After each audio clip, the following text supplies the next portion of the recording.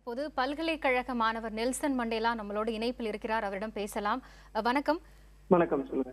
ஸ்மிருதி இரானி, மத்திய மனிதவள அமைச்சர் ஸ்மிருதி இரானி பேசும்போது இந்த விவகாரத்தை ஒரு தலித் அல்லது தலித் அல்லாத மாணவர்களுக்கு இடையேயான ஒரு மோதலாக பார்க்க முடியாது அப்படின்னு குறிப்பிட்டிருக்காங்க. அவருடைய இந்த கருத்திற்கு உங்களுடைய விளக்கம் என்ன? அதாவது ஒரு விஷயத்த ஆழமா ஆராய்ஞ்சி கருத்து சொல்றதுக்கும் நுனிப்புல் மேய்வதற்கும் ஒரு வித்தியாசம் இருக்கு. இப்ப ஸ்மிருதி இரானி என்ன பண்ணிருக்காங்கன்னா, இந்த விஷயத்துல ஒரு நுனிப்புல் மேய்வது போல ஏதோ கொஞ்சம் பார்த்துட்டு கருத்து சொல்லியிருக்காங்க. கேம்பஸ்ல இந்த கேம்பஸ்ல ஏபிவிபி என்பது ஒரு முக்கியமான அமைப்பா இருந்துட்டு இருக்கு. அதுக்கு அவங்களுடைய இந்துத்துவா போன்ற பாலிடிக்ஸ்க்கு எதிரா முக்கியமான போராட்டங்கள் பல ஆர்கனைசேஷன் நடத்திட்டு இருக்காங்க. அதுல முக்கியமானது அம்பேத்கர் ஸ்டூடெண்ட்ஸ் அசோசியேஷன். அது அம்பேத்கருடைய ஐடியாவை வச்சு நடந்துட்டு இருக்கக்கூடிய ஒரு அமைப்பு. சோ அவங்க இரண்டு பேருக்குமான இந்த அமைப்பு இந்த மாதிரியான முரண்பாடுகள் என்பது ஒரு ஜாதியில இந்துத்துவா போன்ற விஷயங்களை இவங்க எதிர்க்கிறாங்கன்ற அடிப்படையில இருந்து வருது.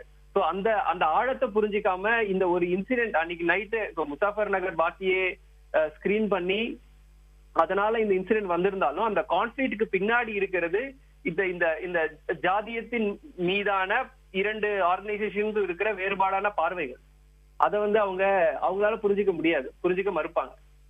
இல்ல, அவங்க குறிப்பிடும் போது இது ஒரு சமூக பிளவை ஏற்படுத்துற மாதிரி நம்ம எடுத்துட்டு போக கூடாது. ஒரு தரப்பு மாணவர் குழு இன்னொரு தரப்பை தாக்கி இருக்காங்க அப்படிங்கறதையும் அவங்க குறிப்பிட்டு சொல்லியிருக்காங்க. அதான் சமூக பிளவை ஏற்படுத்தக்கூடாதுன்னா சமூகம் ஏற்கனவே பிளவு இல்லாம இருக்கிற மாதிரியும் ஏதோ இங்க இருக்கிற மாணவர்கள் இப்ப பிளவை உருவாக்கிட்டு இருக்க மாதிரியும் அதனாலதான் ஜாதி கேம்பஸ்ல வர மாதிரி எல்லாம் அவங்க பேசிட்டு இருக்கிறாங்க. சமூக பிளவு ஏற்கனவே இருக்கு.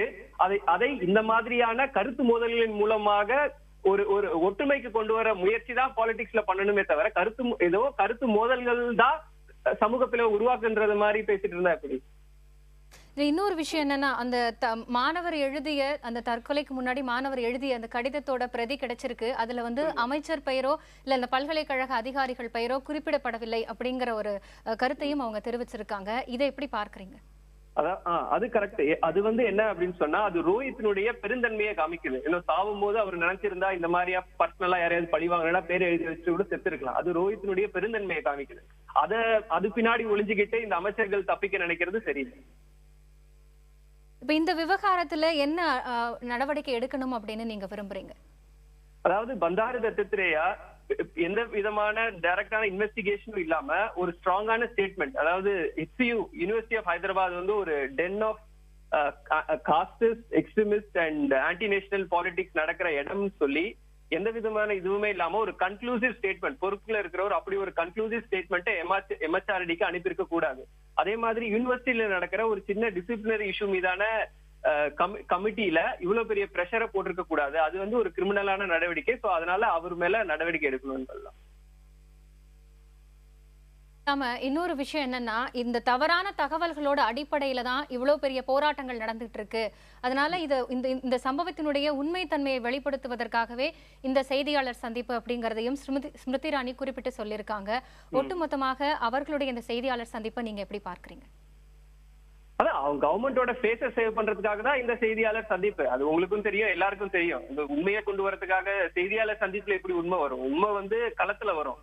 அங்க போய் இன்வெஸ்டிகேஷன் பண்றதுல இருந்து வரும். செய்தியாளர் சந்திப்புல உண்மை வருமா? அது கவர்மெண்ட்டுக்கு கெட்ட பேர் வந்திருக்கு.